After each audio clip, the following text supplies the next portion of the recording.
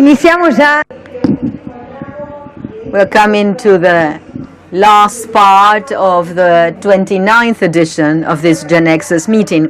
In the first place, I'd like to thank all sponsors accompanying this year in this celebration of the GenNexus community, in this meeting of the GenNexus community that is more important every year. In these 3 days, we went through hundreds of stories that shows the power of building of this community. Next, I'm going to give the floor to the next keynote. He's a musician, an engineer, he's a singer, composer of the Uruguayan rock band Cuarteto de Nos. He's Roberto Musso. Roberto, the floor is yours. Thank you, Cecilia.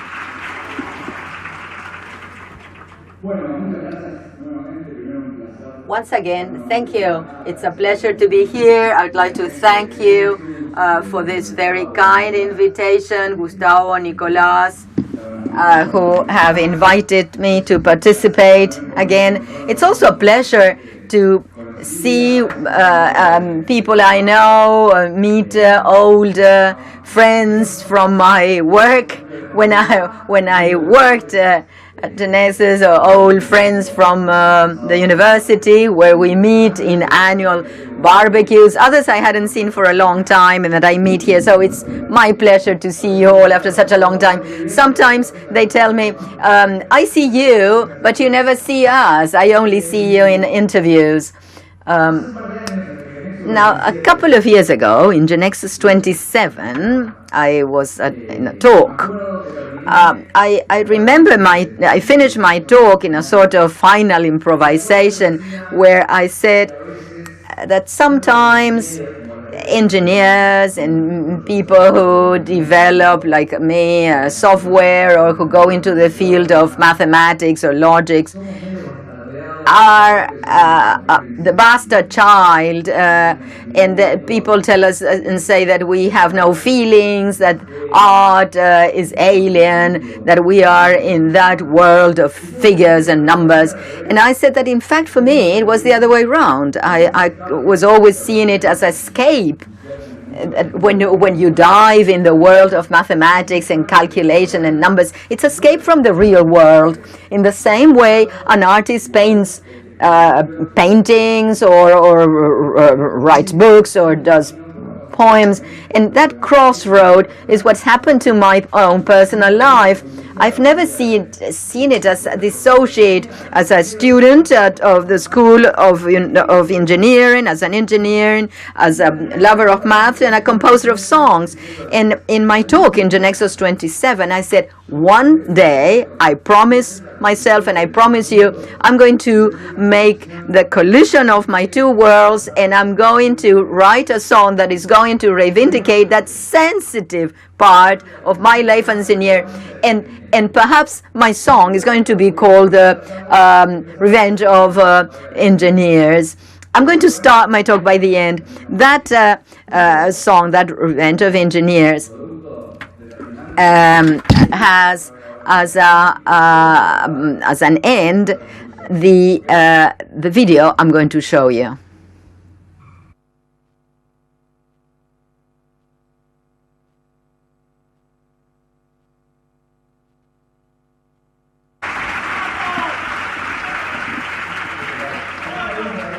Perhaps you've seen it in YouTube, but that's quite interesting, the story of the song.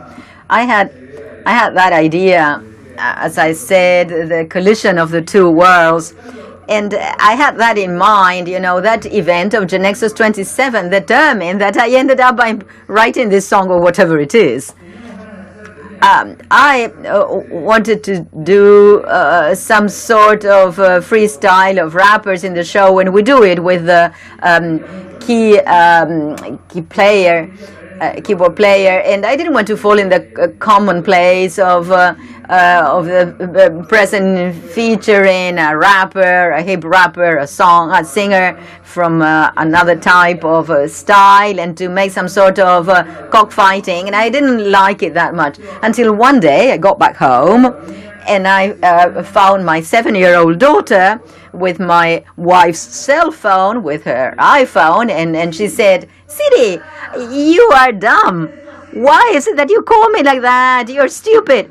You know, she was quarreling, fighting with Siri, and I said, "Wow, I mean, it's this. This is it. What I couldn't do against a human being. You know, she's an only child. I told my wife, perhaps it's the time for her to have a brother or sister, but that's the time it decanted. Why not have that fight? I thought not against a computer. I thought about a robot or a GPS, and I thought of doing it against a computer, you know, with that voice that computers have. And then the question of those stanzas that are in 10 syllables, but it has a metric engineering that is decasyllables. You know, when I went to the rural exhibition when I was a small child, taken by my parents, I didn't like the cows and bulls, but I liked to see how those singers would improvise, picking up the last sentence from the previous singer, changing the rhyme, and then they ended up in a duel, and they said it was really prepared beforehand, but I didn't want to believe that. And I sort of self-complicated myself in making this song in the decasyllables. And when I loved the idea of doing it with a computer, I had this idea of the script. It was really handed over to me, you know, the computer sending me sentences to undress our failures and as human beings, and the character interpreted by me saying, well, this is you are like a piece of iron, of screws and things with no feeling. You're going to tell me, a human being, we are full of feelings, what life is going to be like. In that paradox in the song, I was also interested in the end. As you know, it's high-level insults where computers, when a computer tell me or tell us that we are racist and intolerant. And I'm going to go down to make normal insults, and I say artificial, clone, alien, exegete. Keeping the end of the song until I love the word inhuman coming out from the computer, was the one putting an end to the duel. Okay, I can't do anything else. And she says, go away, get lost. And she said it with that cold voice, get lost. And so it's, in your opinion, whether there was a winner in all this, in this duel of freestyle duel. And I'm going to tell you some comments, but sometimes they say that the computer won out. Others say that the human being won out. But I like that idea that there is a very old record by Los Olimareños. You know, on side A, it had several songs with a song format, and on side B, there was a counterpoint with a Venezuelan traditional song from the 40s, inspired in that. It's the duel between this Florentino peasant who appears before the devil, and they start playing sentences and taking the last sentence, picking it up and making another sentence. And then Florentino wins out with a sentence said, this is the Holy Trinity. And of course the devil can't say anything because the devil can't repeat Holy Trinity. And it's Fiorentino who wins out because he's human. And that's why I picked it up from there. But the interesting thing, when the Genexus people contacted me this time, and I read the word builders, it was the building of this song that I thought of. It's also in a record that has a completely different way of building it from what we had done before. This song has several building blocks, you know, the concept, the first concept, then I made a demo at home, and it went through my self-criticism. This is freaking, and I mean, can I show this to other human beings that are listening to me?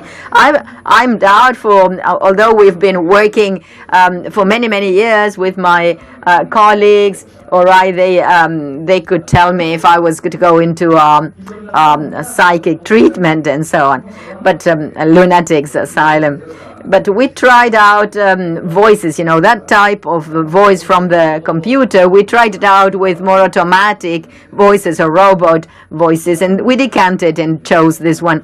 And the music, we did it with, once again, with Juan Campodónico. He gave it a musical language. It's a mixture of folkloric milonga, electronics, and tango that turned it into something recordable. When we thought about this song, it was thought out as an artistic works for a live performance, not so much to be heard.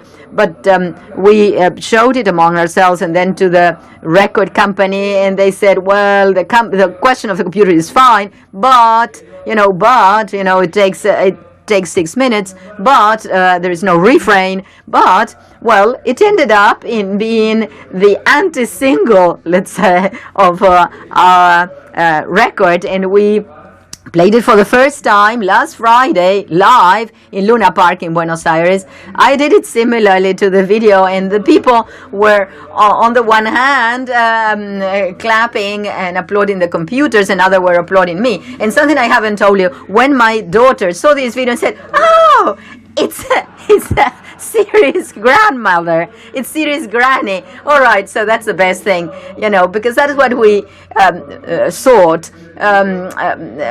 We wanted, it was a computer of the 90s. That was, it was a green letters, and it didn't have an ñ, which is one of the Spanish letters in the alphabet, and we wanted to have something like Hulk in the 2001, but I think it was well welcomed. The questions of builders, and I like that parallelism between changes in the software development and in what you do and what we do in music at present is very strong, because in fact we thought that our last record, our latest record, tries to have two different buildings. One is the creative type, and the other one is methodological thing. It sounds too much of an engineering talk and not so much of a musician. But let me tell you about it. My idea was that in this record, we were going to have songs that were not going to be pushed by having a particular role in the record. Let me tell you this. Sometimes you are making a song for a conceptual record of 10 songs, and that song is good for the radio, or that song is that song to be dance or to be the weird song. And when you are making it, the song that looks like a song to be played in the radio, you say, I'm not going to put in a strange dissonance because it's not going to fulfill that role of being played at the radio. And if it's a weird song, I'm not going to put a pop refrain because then it's not going to be weird. And so I thought, why not take all that pressure out, which I had as a composer then, and not to transfer that pressure to songs. That themes would flow, songs that were going to be completely different on the one hand. And as you've seen, this has nothing to do with Punta Cana. I don't know if you've heard it. It's also nominated for Latin Grammy as a best rock song, and has nothing to do with Marioneta that was released a short while ago. So this decanted at a meeting we had, and we said, well, why, apart from consolidating this difference among songs, why don't we just call one record producer? Why don't we do it with more than one? we could do it with one producer. And those of you who don't know, the record producer is like the technical, is like the coach for a football team. You know, in our case, he says, well, what is the portfolio of songs, or what kind of arrangements, or what sound concept is the record is going to have, and particularly for those who are in the world of the record albums, because we are tending to singles rather than a conceptual album. We were always working with one producer per record, and that's how we said, well, all right, let's risk it. Why not?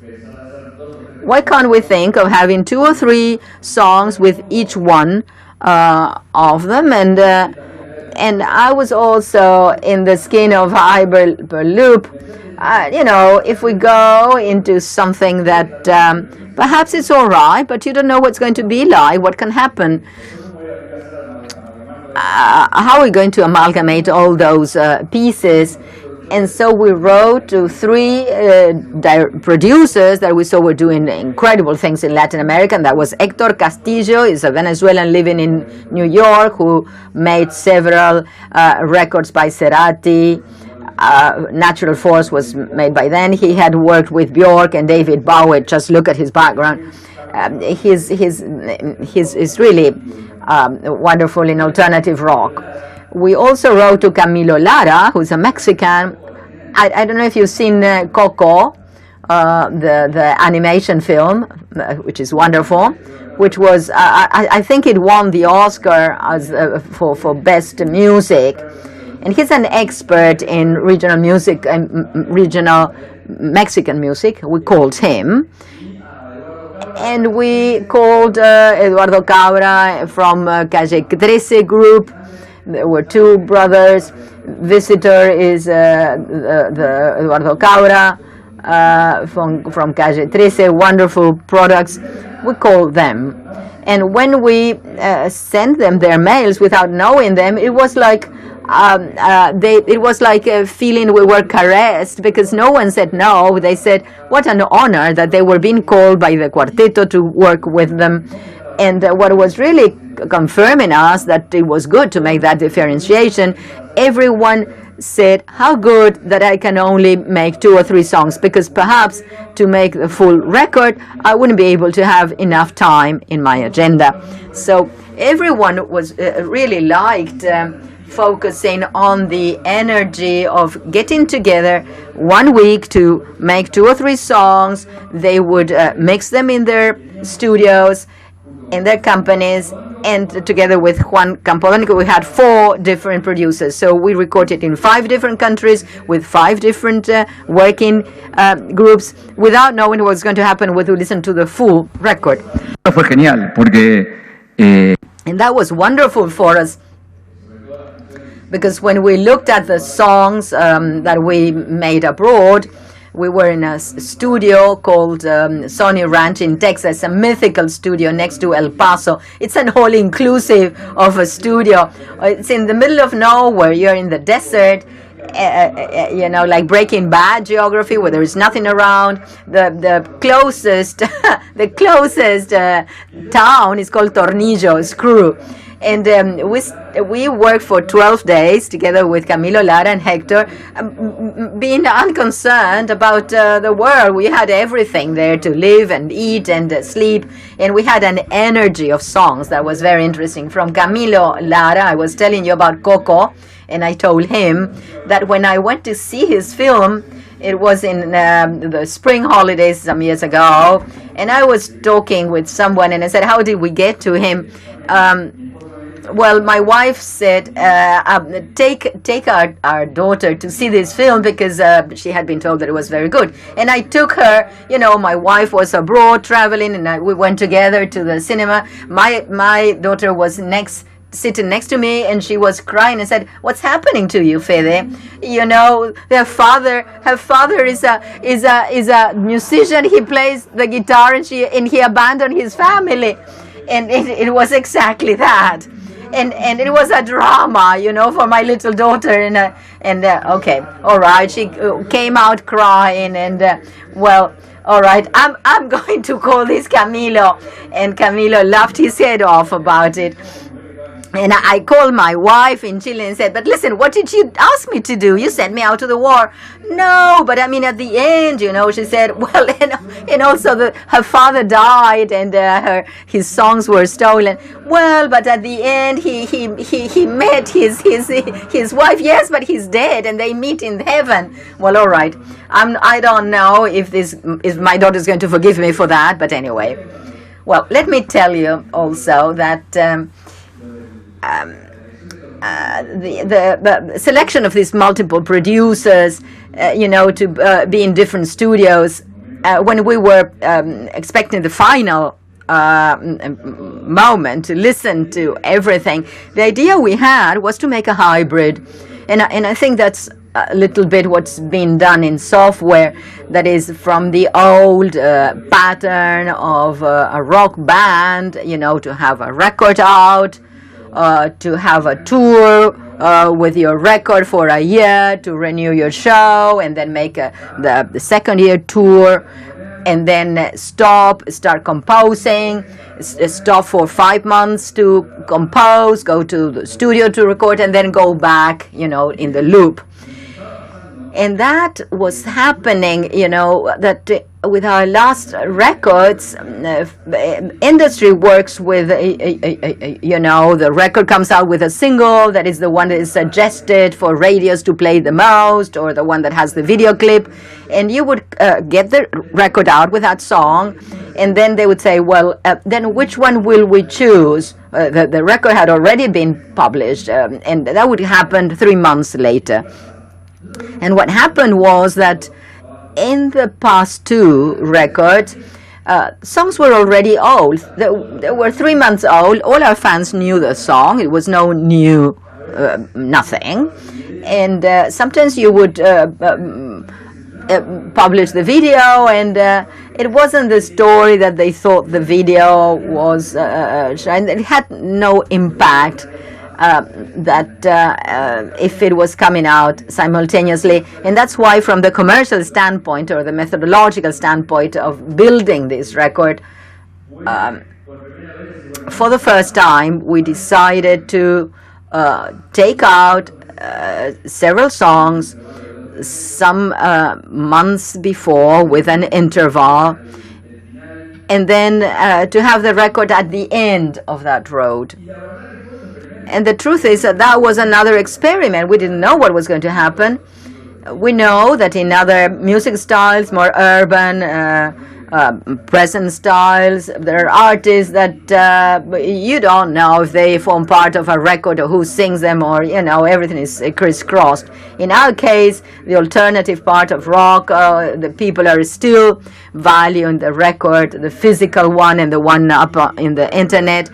And for instance, the song in the computer, we are persuaded that this experiment was very good, because if we had put the record out and only the song was in the video, the impact of publishing it now, releasing it now, wouldn't have had the same impact as uploading it together with the video. And that's the case with 3 songs. So we had all the dates together and we couldn't do it for more. But when we uploaded the record with the remaining 5 songs, they were uploaded in one single day together. Particularly young people say, wow, I mean, are they crazy, these people from the Cuarteto? They put 5 songs together as if that was very strange. They couldn't manage handle all that information.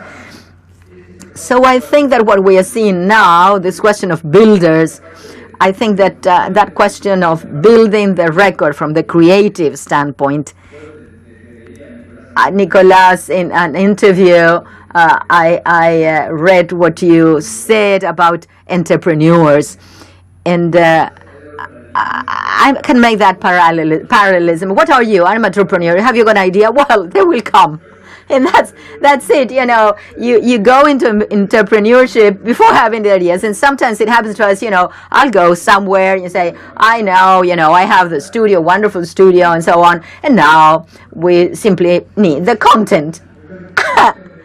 All right, if you haven't got the content, then you have nothing. I mean, the content is not something that you put there, you sip it and it's there. Well, the content is what motivates everything around you. So based on technology, although technology has helped us a lot in music, technology in itself, even if in the song it has a role to play, if the song and the creative part isn't there, lying below everything, you do nothing. And I suppose that happens with software development. If you haven't got an idea, if you have effects and wires and cables around, it's not going to be as successful. And that's why we gave a priority to the creative head of these producers who are using technology in their favor, but the base of the pyramid is songs and musical arrangements that empower the human side of the song against computer. Before concluding, let me share with you some comments that were published when we released the song, because many times comments are far more creative than the lyrics. And I've chosen some. I don't know who they are, these people. A comment said, a wise man said once, we become what we do, we mold our tools, and they end up by molding us. It's incredible the way in this song the music is calm when the computer talks about common sense and human moral, but when Roberto speaks, the music intensifies and he talks about his selfishness. In fact, our own creations have come to be more able than their creators. Well, my God, I motivate all this with my lyrics. Okay, now look at the commonplace. Analysis of mankind from the standpoint of the machine. Is the creator or the creation the winner? Is one better than the other one? What kind of script? What kind of script did God create? That's religion. Another comment. The important point in this lyric is that computer has a message that is more empathic, rational, and human. When human beings, as the computer says, react with violence and selfishness, blaming the others. And the computer is claiming everything that human beings do wrongly: violence, pollution, consuming, insensitivity. Here, the human being is bad. It is being overpassed morally and ethically by his own creation. I hadn't imagined that, in fact. Another one I liked. At what point in time can a machine be so right to call us inhumans? That's wonderful.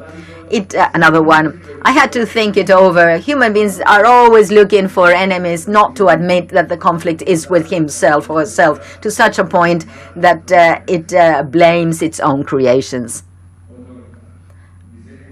It's curious is another one, that the machine wins the battle mortal, but it doesn't matter because the human being goes up to Punta Cana, which is the end of the song.